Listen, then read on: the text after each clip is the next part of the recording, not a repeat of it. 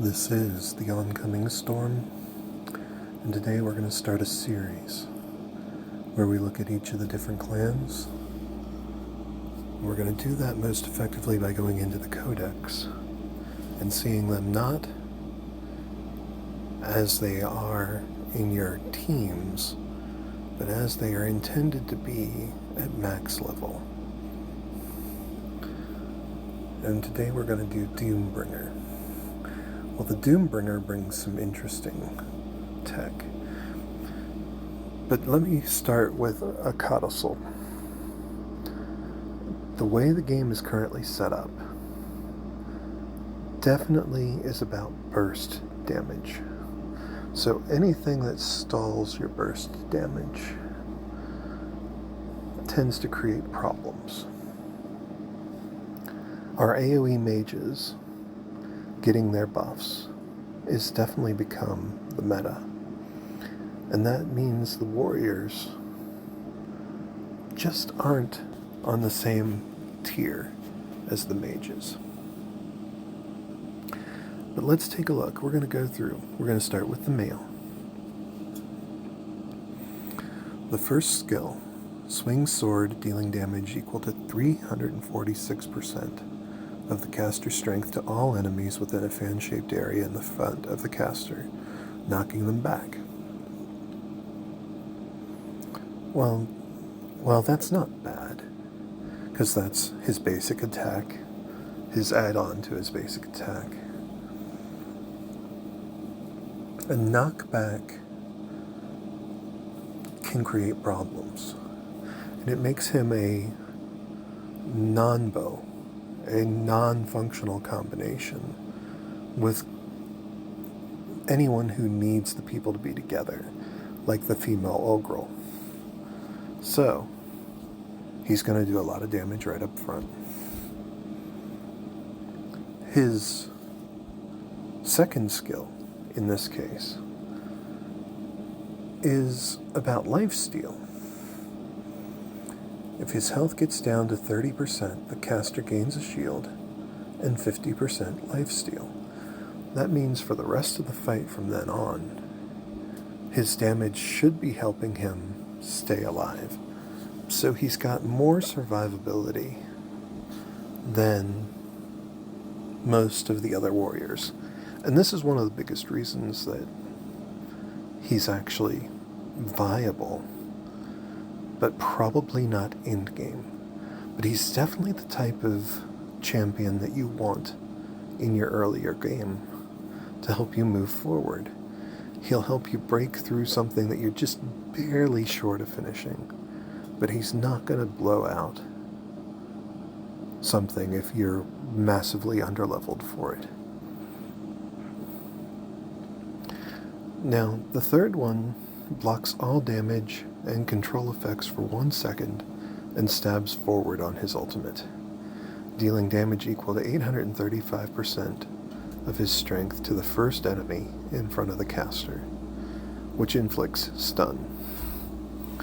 Well, this has a few problems. What enemy is in front of you? See, it doesn't matter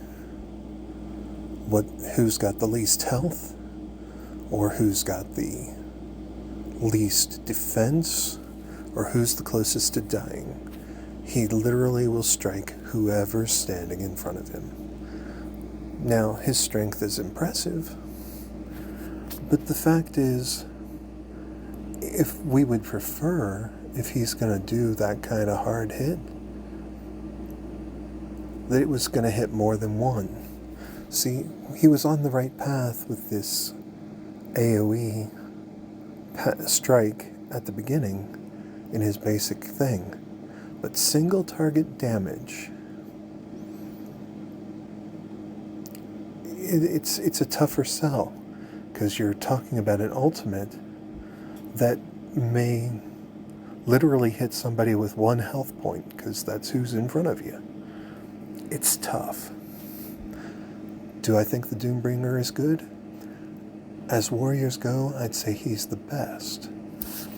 The Doombringer class is definitely the best. Warrior.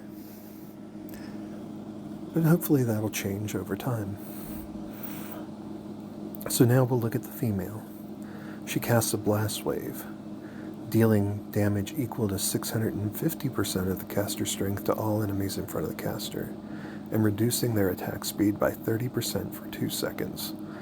Well, if you've seen my other video today, you'll realize that attack speed is currently bugged. So this is just a AoE strike that'll hit a certain distance. Hopefully things are in her range. When that's corrected though, that will be a stronger ability.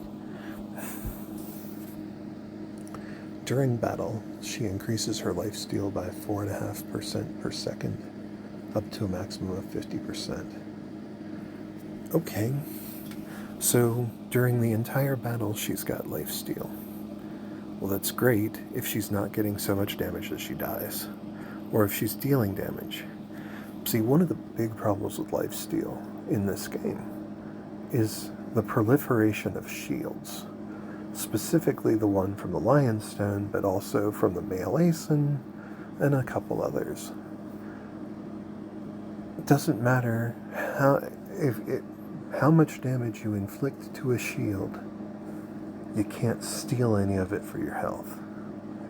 And that's one of the reasons that the lifesteal from female Ogrel quite often doesn't give her a thing. When she spins in the midst of a bunch of shielded enemies, yeah, she knocked down the shield, she did a ton of damage. This gun gonna do a ton of damage, but none of that damage counts to steal to help her life if it doesn't actually hurt the opponent. It's like a blood stealing. What's her ultimate? Lunges towards the target area, dealing damage equal to 446.4% of the caster's strength to all targets within range and sending them airborne. Increases the caster's attack speed for 3 seconds. Okay. Again, attack speed alterations, both decreases and increases, are bugged and totally not working right now. So this particular character, the female, doesn't come off as being very good because in testing she's not very good right now, because she's not getting to give these boosts that are a big part of her kit. That being said, she lunges towards the area and hits all targets. That makes her slightly better for the ultimate than the male. As a whole, the class is built to survive a slower meta than our hardcore burst damage that is popular right now at the high levels. Which means if you have a Doombringer, they're not bad. But it's not where I would put my investments for end-game play. They are great early game. They are pretty good to get you through mid-game, help you keep people away from your mages. But once you're bursting strong enough to knock out teams with your AoE mages, hitting a single target or just what's right in front of you becomes less and less impressive. Doombringers at lower tier, early game, they're probably an A tier character where you're having to slog through. Mid game, they're probably A to B tier. But the truth is, unless their kits get some serious reworking, or the meta completely changes, come endgame I would put them C tier. So don't look to make this, and that's not really saying anything bad about them. Please understand, I'm not saying the Doombringer is a bad class.